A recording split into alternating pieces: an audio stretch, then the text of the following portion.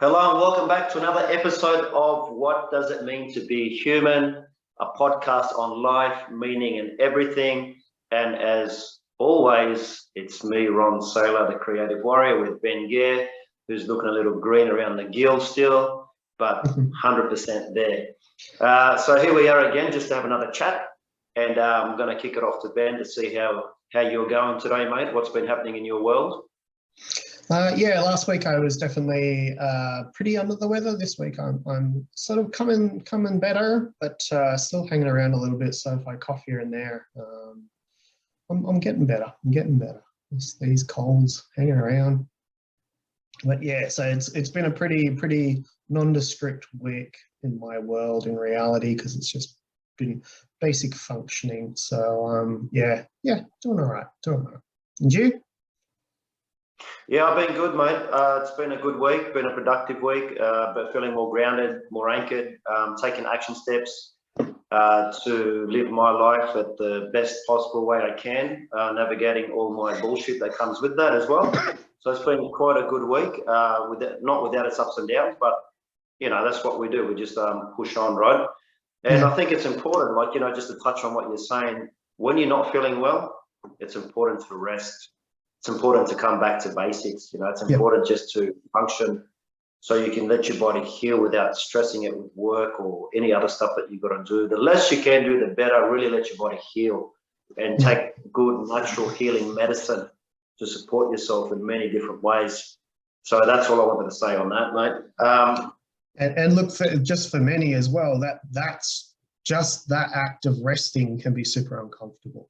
Like many people don't give themselves the chance to stop and be still and take that time. So it can be frustrating and annoying. And it's just like, well, I could have done X, Y, Z. And it's like, no, this is exactly what you're supposed to have done. It's like your body is crying out for a reason, because you're either not looking after yourself in your daily life or not giving it the time and space it needs in general to integrate and function at optimal health and all that kind of stuff. So yeah, well, whatever is coming up because of that, don't get frustrated with self, or don't harp on about what could be or what should have been.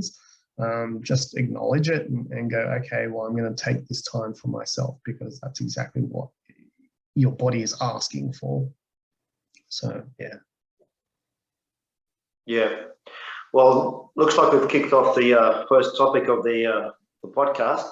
So I just wanted to also add to that the body has an innate way of healing itself, and sometimes it's not as clear to us as what it is to the body. So it's important to remember, as the seasons change and we get into the colder climate, it's natural for the body to start expelling. We kind of want to go more into hibernation. We're not as social. I know I'm not as social. I like to stay home more. I probably eat a lot more than what I need to, just to fatten up a bit, just to keep myself warm. And then sometimes the body goes through a process where it needs to release. And that may be like cumulative, right? It's just been adding up, whether it's been stresses, or it could be like, just drinking, eating too much, or stuff that you're probably having more than what you need of. I know that's, in my case, that can happen. And really allowing yourself, it's almost like, really giving yourself that permission to go, you know what, I need to rest, and I will just rest, and it's okay. And I think that's what you're saying, Ben, is a lot of us have that problem saying, you know what, it's actually okay to not do anything. Take and time just for to yourself. sit down. And it's not about taking time out to read a book, or it's really taking time out to rest. I know when I'm sick, I sleep most of the time, because that's all I want to do. And that may be for the first 2 or 3 days.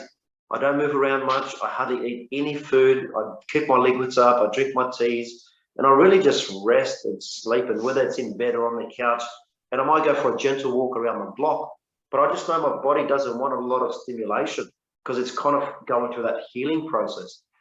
And then, that will pass, and then I'll start to feel better and I want to move more. But then, there's almost sometimes a trick in the mind where you go, okay, I feel better, let's do this. And then you kind of come back to where you were. So really giving yourself that space, that time, the opportunity. And for some people, it's a time of reflection. It's a time to go deeper, focus on how they feel, focus on the breath, How does it move in the body? How does it feel in the body? And, maybe a time of deep journaling, deep meditation for some of us, right? For others, that's not even in our awareness or in our space, but it still happens on some level. So was there anything you want to touch on that, Ben, or yeah, there was a point in there, but obviously it's not sticking with me, so obviously not that important. Yeah, no, it's fine. Okay, cool. So I was thinking today, we've done a few of these now, and we kind of talk a lot about what does it mean to be human, and we talk a lot about awareness, and we share from our own experiences, individuals, what we've gone through, the trainings we've gone through. We also share about our experience with clients, and when we facilitate or we mentor or we do some kind of therapy work. And I thought today may be a good time to introduce one of the modalities that the both of us are trained in, and the both of us have done a lot of, and that's breathwork. Because I just find breathwork seems to be trending a lot in recent times. It seems to be like, when we were doing breathwork, not many people knew what that meant. You'd say breathwork or rebirthing, and they're like, what does that mean? And I think since the popularization of the classic 2-mode breathing, which is what Wim Hof brought in, people are more familiar with breathwork and have undertaken it a bit more. And now there's an understanding and awareness around it. So I thought it'd be a good idea for us to talk about that and talk about the benefits of it, talk about the harmful effects if not done correctly, and maybe just talk about the general well-being and how it actually works chemically in the body, right? Apart from just the mechanical side. And we could share some experience on that. Yeah, look, 100%. I definitely think that one of the reasons I think it's one of the kings of sort of modalities is that it's 100% self-generated. It's one of those things that really puts the responsibility in the participant's hands. You definitely need a practitioner. I'm not of the proponent that says that you can kind of do it effectively on your own. There's bits you can do. I'm not saying that it can't be done full stop, but really to push beyond your own internal resistance and the stories that come up and try and push that body a little bit further out of its comfort zone and into sort of the next phase of healing. I think you definitely need a practitioner there to just prompt you to stay present to the breath, because often you're going to want to check out right at the critical point of something's coming up for me now, and if I keep going, it'll take me into the next step. And of course, we suppressed stuff in life for a reason, because it was difficult to go into or whatever. And so yeah, I'm definitely suggest getting a good practitioner for it. It is definitely one of those components. And yeah, look, it really, often the feedback I get from my clients is like, well, this is really a game changer. And I think done properly, it can be. And it can be a sledgehammer as well. Like it's one of those big modalities that's not light and fluffy. I remember doing a workshop where I did a breath work in the morning as an intro to the day. And people kind of sat down and thought, oh yeah, this is going to be a lovely, like, gentle opening breath work. And even the person that thought they would assist me after like 2 minutes is like, oh my God, I had to lie down and actually go into themselves. And I'm like, I've got the room, it's all right. Because yeah, the way at least that Ron and I have both been trained, it's a little bit more, I'm definitely gentler than when we were trained, but I'm definitely of the proponent that says it needs to be pretty intensive and sort of cathartic and coming from that sort of angle personally. So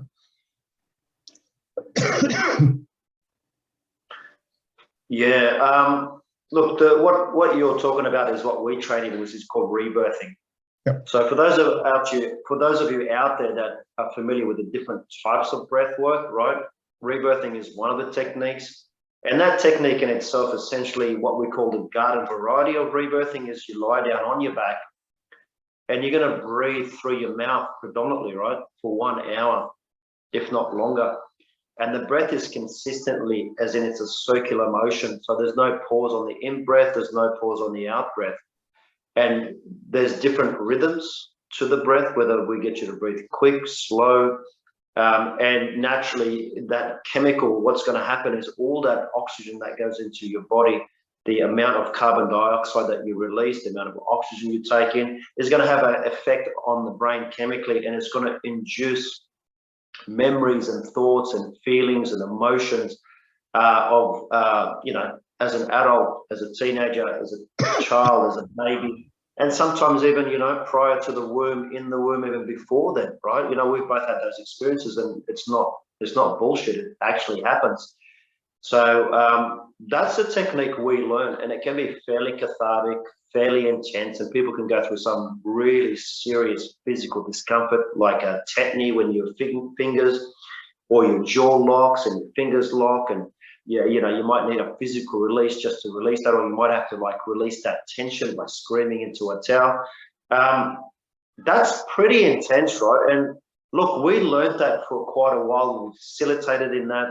I'm like you these days, Ben. To me, that's just too intense. I don't do that so much these days. I'm more on a gentler approach. And that rebirthing can be done through the mouth, through the nose, or a combination of the two. These days, I like to just see where the person's at, what their level of experience is within the breath and within themselves. So that's one of the techniques that, you know, that we've done, and that's what Ben's kind of sharing. Now, Ben, you know more about holotropic than I do. Is it similar to rebirthing, or is it different?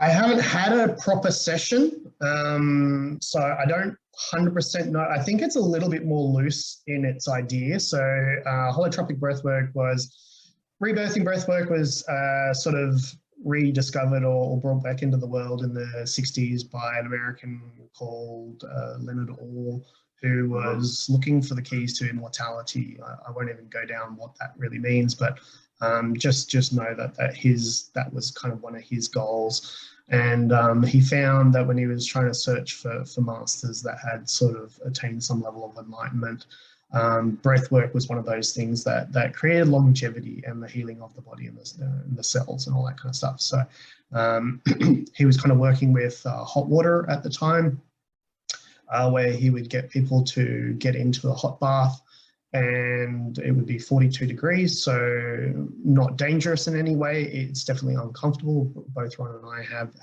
done that kind of work. And it's to simulate sort of womb temperature. So he found that when people would lie in the bath, you know, when there's that uncomfortable bit, because you're sitting in there for a long period of time, it's like, I want to get out now. It's just like, yeah, I'm kind of done. You know, he found that if you made people stay in longer than that uncomfortable bit, again, it's not causing any harm or damage to the body, but it does start to bring up your stuff. So he found that when they were forced to kind of stay in the hot water, they started to breathe rhythmically in a certain kind of way. And he kind of discovered that they were easily able to go into repressed memories and emotional releases and things like that. So ended up taking away the hot tub and made them breathe that way on the floor, and found he could go to the same place, which I felt was quite fascinating.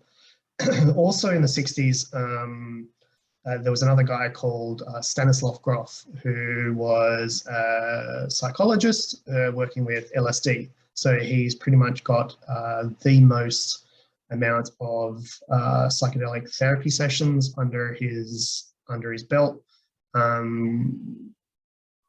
And he found that when administering the LSD to clients, at a certain part, so this would be assisted psychedelic therapy in terms of he would take people through a process while they're on LSD to go into repressed memories or heal trauma or those kinds of things, and found that when at a certain point of the trip, they would start to breathe a certain kind of way, connectedly and that kind of stuff. So when LSD became illegal and he decided, well, how can I recreate this while still staying in the parameters of the law? he forced people to breathe that certain kind of way and found that it had a very similar effect in being able to take them into their repressed memories just as effectively. And yeah, they kind of found out about each other, and that's sort of when breathwork was sort of brought back into the world in a sort of major way. So that was kind of the philosophy behind Stanislav Grof's holotropic breathwork. I believe he does like sort of simulated wombs where you get a bunch of people pushing against you and you kind of crawl through the birth canal. I've heard it's pretty wild. You know, I've definitely heard and I've heard with LSD and all kinds of shit like that. So yeah, he was definitely a bit looser on the sort of idea coming from that sort of a background. I think he was a fair bit of a tripper, but he was definitely an interesting guy, that's for sure.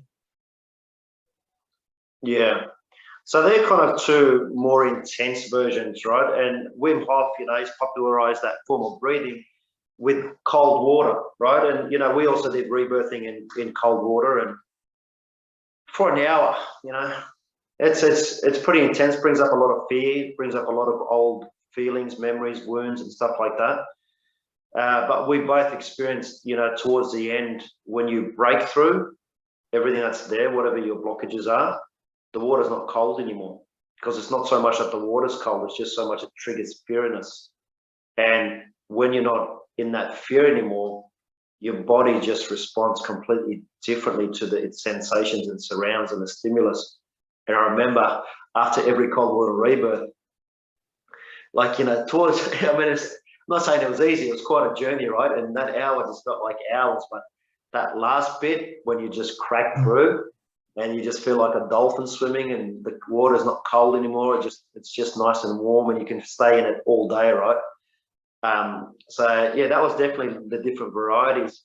And Wim Hof kind of has, I like what he's done in the sense that he's brought it a bit more mainstream. Now the thing with Wim Hof, you can follow his own stuff on YouTube, right? It's all there on YouTube. There's a timer, and you breathe, you take 30 breaths in and then you pause, and then you take 30 more breaths in and you pause, and you do that kind of 3 times, right? 3 to 4 times. Now that's kind of like a touch of what we would have done, but there was no pause in between. Now, the human body is designed to handle stress. There's no doubt about it, right?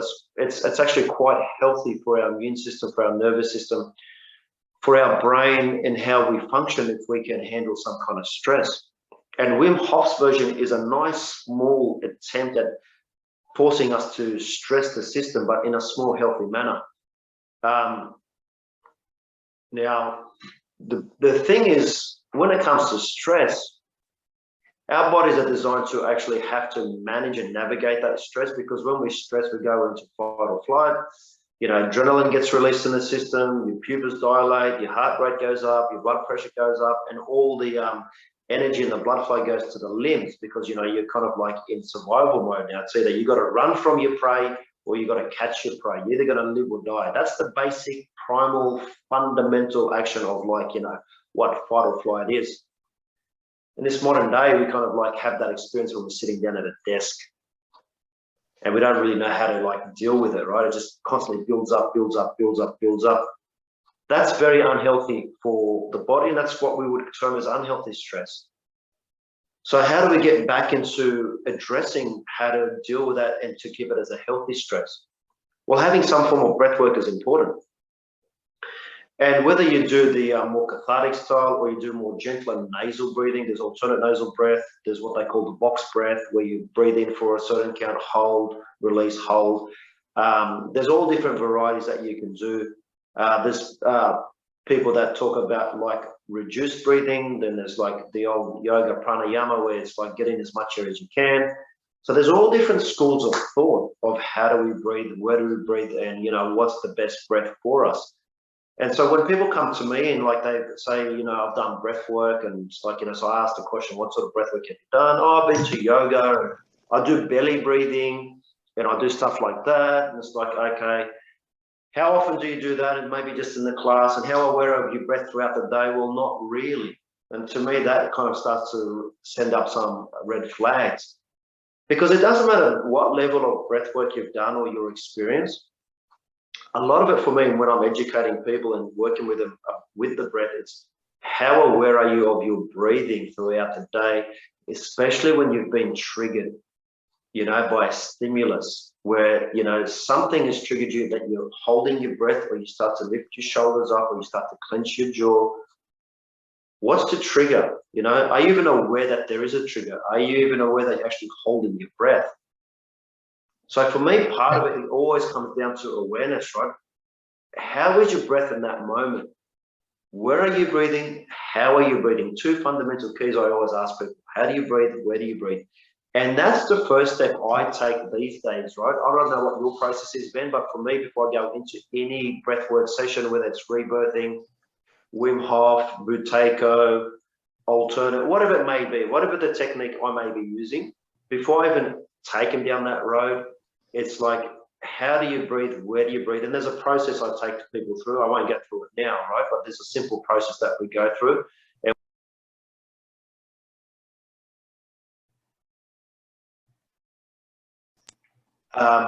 Mate, I gotta pause super quick. Yeah. Oh God, no recording in progress. Want to leave? Seems to be okay.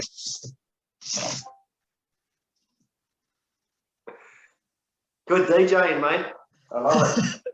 All right, crisis converted. Crisis averted. All right, we had a bit of a coffee moment there. I'm sorry for that. Hopefully we don't blow up in the process.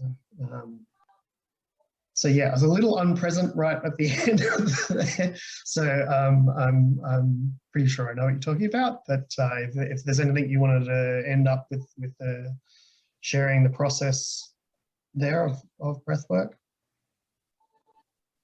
Oh, mate, I've lost my train of thought now about that.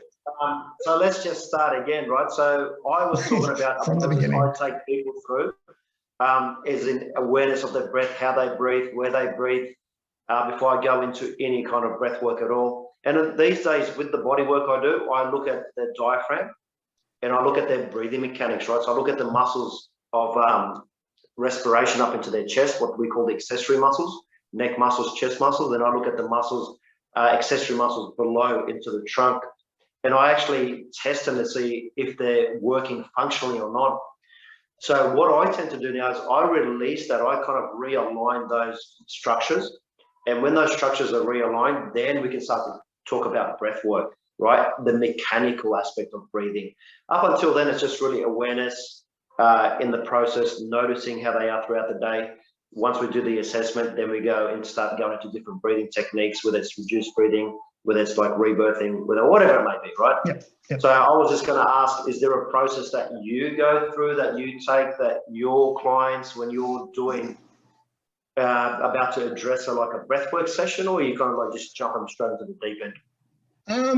Yeah, look, I mean, to me, it's like how well you breathe, or how relaxed or released you are, or connected you are in your breath, shows just your ability to process emotions in general, I feel, so I do sort of less individual breathwork sessions now, unless it's sort of a retreat or something like that, and more kind of like, if I'm taking people through a mental process, I use the breath as a way of getting them centered and back in their body, as traumatic thoughts or events or something, we often stop breathing. It's like when you have a really intense emotion, something like that. The other place is a really weird one in terms of where we hold breath is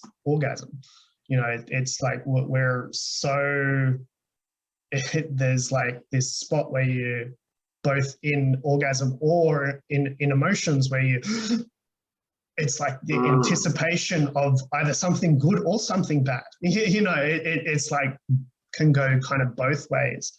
And actually the best possible reaction you could have, it's like if you're in that fear or if you're in a stressful traumatic event, or you want to deepen your ability for the body to receive pleasure, is to bring awareness into the breath and make yourself slow down, get the breath connected, and just start to feel, because often we block the breath. It's because we're trying to put the brakes on of, this is too intense, this is too much, this is, again, it can be, we're weird in the fact that we suppress positive emotions as well, because sometimes it can be so overwhelming for us that we need to put the brakes on, and we can have childhood programs that we're told not to express our joy. Maybe we're bouncing off the roof and annoying mum or dad, and they're like, tone it down, and put the brakes on, and you get into learning the habit that, oh, it's not okay for me to express myself or something like that. So we always talk about like these things as being traumatic. It's like not always that. It's just sometimes we have weird programs put in place because we're uneducated on how to deal with emotions properly in reality. So yeah, it's starting to bring to me awareness that breath is probably the easiest, quickest, simplest way to regulate your breath, regulate your emotions. So it's bringing people to the awareness of when they pause, when they stop, when they hold, and the whole body goes tense. It's like, it's that thing that pretty much all of us do at some point, because we're just trying to put the brakes on, and we're just trying to not go to the full depth of what's there. But the more you become the master of your emotions and intentionally try to lean into what's coming up for you, you're able to go, oh, I've got this, I've got myself, no matter what's happening in this situation, good or bad, I am the master of my own body, which is another reason why I think breathwork on a conscious, intentional level is such a powerful practice, because again, it's like no one can do a treatment for you, no one can do a healing for you. It's all just self-directed, which I was saying sort of in the beginning. Yes, I think you need someone there to kind of push you that little bit extra than you would normally push yourself. But in terms of it having the ability to really take it to the next level, I think is definitely one of the most interesting factors. Yeah. That's mostly how I use breathwork. Again, I done retreats where I use it in combination with other things, because I think once you bring the mental and emotional awareness to things, it can be the next accelerator. In terms of plant medicine, I work with plant medicine quite a lot. And it was really interesting that the first time I had ayahuasca, I was like, oh, is this all it is? This is breathwork. This is the same place I go with breathwork. And this was quite early on in sort of ayahuasca days, certainly in Australia. There wasn't the amount of research out. So DMT, the spirit molecule, hadn't sort of been released yet. And when that was released, and I sort of read that book, it was saying that one of the biggest areas that DMT is produced is in the lungs. So it really made me understand that so DMT, for those that don't know, is the chemical that's in ayahuasca. It's also partly in mushrooms. It's one molecule slightly different, but it's 4-ACO-DMT. And it's like it's one molecule away from serotonin as well. So all those kind of good, happy hormones that we have that are produced in our bodies, often produced in the lungs, well, produced many other places, but lungs is definitely one of those places that you can ramp up your DMT production, natural endogenous DMT, without having to take an external substance. So often in combination with that, it can really take people's journeys to the next sort of place, So yeah, for me these days, because I'm a bit more holistic in what I do and what I'm trained with, and where I can see it's important. Sometimes I get people coming, they go, oh, I want a plant medicine ceremony, and their emotional case sounds so in their face right now. I don't even think that's the best for them. You know, I actually suggest a breath work, or I've done a breath work before a ceremony, because it's like, I don't even want to walk into a ceremony without you having cleared enough of this bulk backed up emotions before, because this could be kind of bad or kind of too much, or kind of a distraction from actually going into the emotion itself. Yeah, to me, it's just where it fits in. Again, I think it's one of the most powerful tools. I just tend to put it in combination with a bunch of education, a bunch of other ways that I do emotional clearing, taking people into the mental aspect of getting them sort of prepped and ready for that kind of thing, so that once we're there, we can go deep, and let the breath guide the process as opposed to the mind.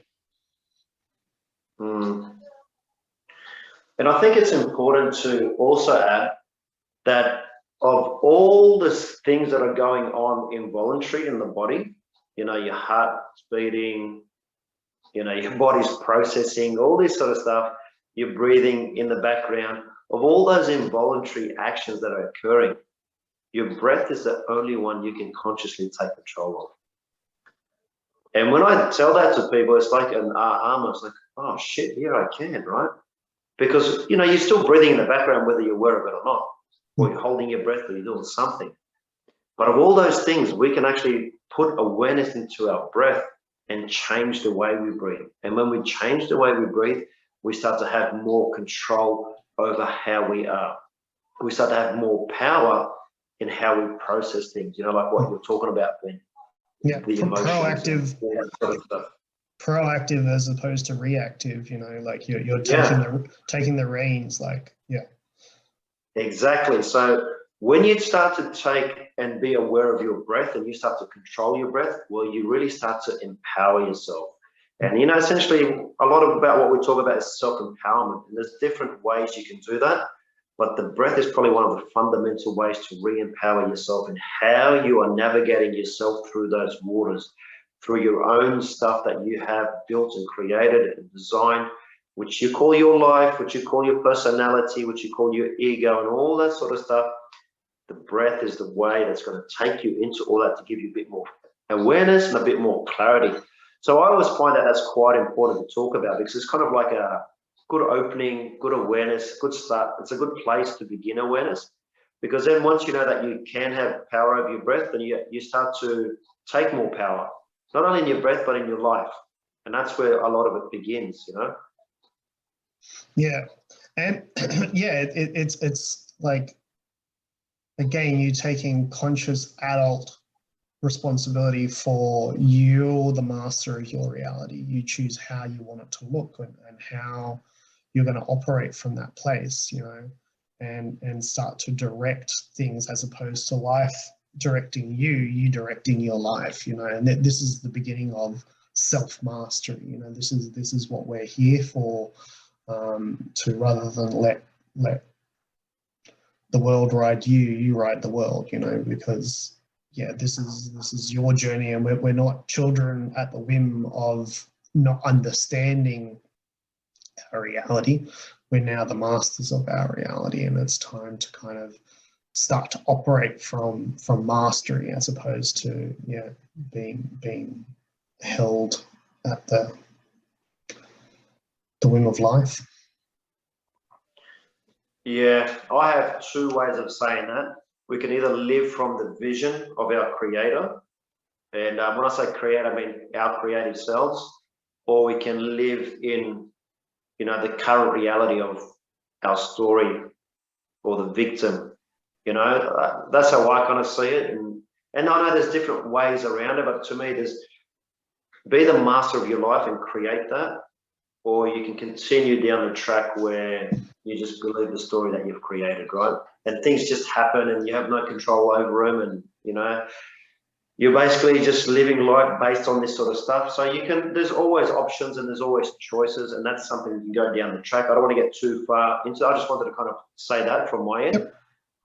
I kind of want to talk about now, Ben, we've kind of covered some of the different varieties of breath work, and there's probably some that we haven't covered either because we're not familiar with it or we're not trained in it or we don't really, care about it, whatever it may be. But I did want to talk about, like we've discussed some of the benefits, right? And this is where it's important what Ben was saying before. To get true results, you need someone who's trained. It's just that simple. Watching YouTube videos or listening to podcasts and then practicing on your own is a good start, no doubt about it. However, you need to know your own symptoms that you may have, and you need to understand where you're at before you even begin the process. So what am I talking about? So let's say, for example, you're someone who has respiratory issues, right? You may have asthma, you may have sleep apnea, right? You may have some kind of like cough. Now, is it safe for you to do one breath practice compared to another? Or are they all the same? Right? You may have anxiety, stress, some form of depression. Again, is it okay for you to do any kind of breath practice, or do you need to know which one to do? This is where you need someone who's trained to understand, and not all breath work is going to be, not all techniques are going to be suited to you. And this is one thing I've kind of learned over the years. Back in the day, to me, rebirthing was the solution to everything, right? I don't think that anymore. To me, rebirthing is quite intense. And would I give it to everyone that came to see me? No way, because not everybody's in that position. Some people need to breathe less, believe it or not. And I talk about controlled breathing, where they're actually aware of what they're breathing in. Because for a lot of us, we overbreathe, and this is a classic example of overbreathing. People that yawn a lot, regardless of the defensive mechanisms around that, when you get triggered, your body's looking for extra air, right? People who take sighs in the moment, it's like I can't get enough air, I need more air into my system. People who breathe through their mouth a lot, especially when we exercise. So to me, that's over breathing. And it's a matter of like, okay, so do I need to breathe through my mouth or through my nose?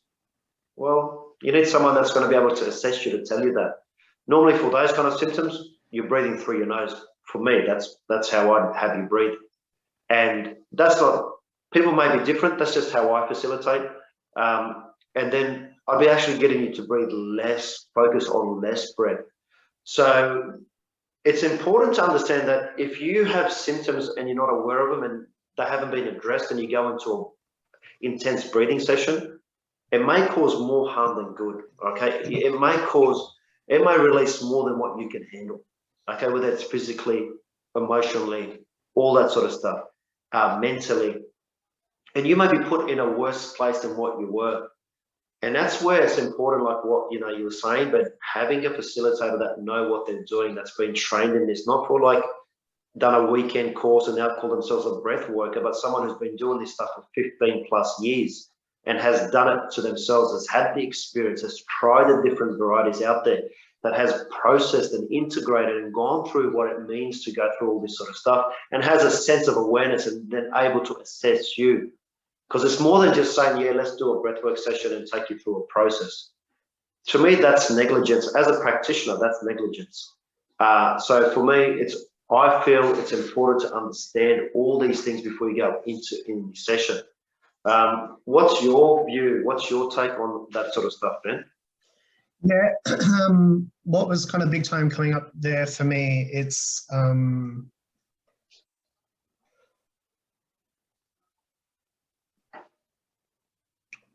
primarily the way at least we were trained and stuff like that. It can be a regression tool, so it can be a way of getting past the conscious mind and tapping into subconscious memories and thought processes and where they come from and stuff like that. So obviously, as soon as you start to messing around in the unconscious, it can be very intense, and you obviously need a practitioner that knows what the hell they're doing in there, because it can be borderline dangerous if someone doesn't really know what they're doing.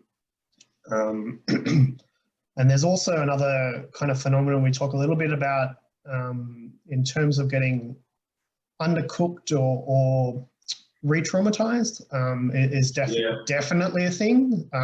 So if you're taking into, say, a very intense memory, just say sexual abuse or something like that, if you were to open someone's memory up to a traumatic experience, again, like we suppress things for a reason. You know, it's because it was too much information in that specific moment that our brain shut down, and we need time to integrate it as an experience. And this is probably what a lot of people don't do. And this is where it becomes an issue in life or a problem or something like that, because rather than go back and unpack the event and start to integrate it or reframe our mind to what happened, or take the healing that was necessary around that event to integrate it as an experience, a lot of us suppress it to the point that it's never seen the light of day again, and we wonder why we've got issues, you know. So there is a perfection in the body's knowing, this is too much, now I need to shut it down. Okay, so you consciously go into something like breathwork to reopen these events, to explore them in a conscious adult way, and dialogue them with a therapist or whatever it looks like. If someone is not trained to be able to deal with it or ask the right questions without leading them down the path that they think you should go, you know, this is not about the facilitator. This is about creating the space for the participant to go wherever they need to go, you know. So unless you, well, one, it's opening too much too quick, and then not having a support mechanism from the facilitator to help you reorientate that into your everyday waking life, that can be really fucking traumatic on its own. Because again, if you suppress something to a reason, you've just opened it up, you've just acknowledged it, and then you've just abandoned yourself again because you weren't given the right tools or process to integrate it healthily, can be a massive problem. And the other one too is kind of the sort of undercooked idea is that unless you go through, if you do enough breath sessions, you can tend to get that there's an energetic cycle, and it's like the energy builds up and then there's a release and then it dies back down again until you build up another one and then it goes down again, and blah, blah, blah. So that can happen however many times throughout an individual session. But if someone isn't trained to understand or know the differences of when or where someone is in the cycle, and this comes from experience, you just get to know, both having done it yourself and witnessing enough people doing it too. If you don't, and again, it can't really be self-directed, because often a lot of us won't take ourselves through the entire cycle on our own. So we're wondering why we come out feeling like hungover or feeling worse than we went in. And it takes days to come back to your own center because you're undercooked. It's like this process has not been honored to the depth of where it was meant to go or where it should go.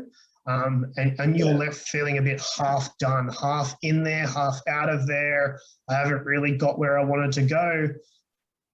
I trust that, and there is definitely, it will work itself out. It's not that you're stuffed now. It's not that there's no hope. It's just that that's going to take days, up to weeks in reality, of having that natural cycle work its way out of the body naturally, which is just not ideal. It's just not the way that you want to. Obviously, you don't want to go into any session coming out worse than when you went in. You know, you may feel like there's stuff to integrate, and there may be intensity of, wow, there's a big session, but you generally feel better for it, even if it's going to take a day or two to kind of come back to center. I'm not talking about that kind of integration. I'm talking about, I feel really cooked. I still feel in the process. I feel hungover. I feel like I'm just not quite here.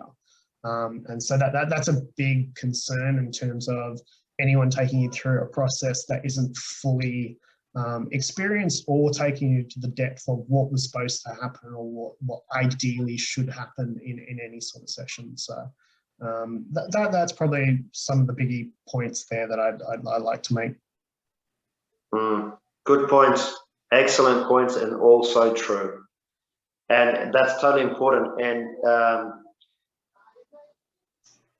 yeah, I mean, look, I think I totally agree. It doesn't matter what style of breathing you're doing.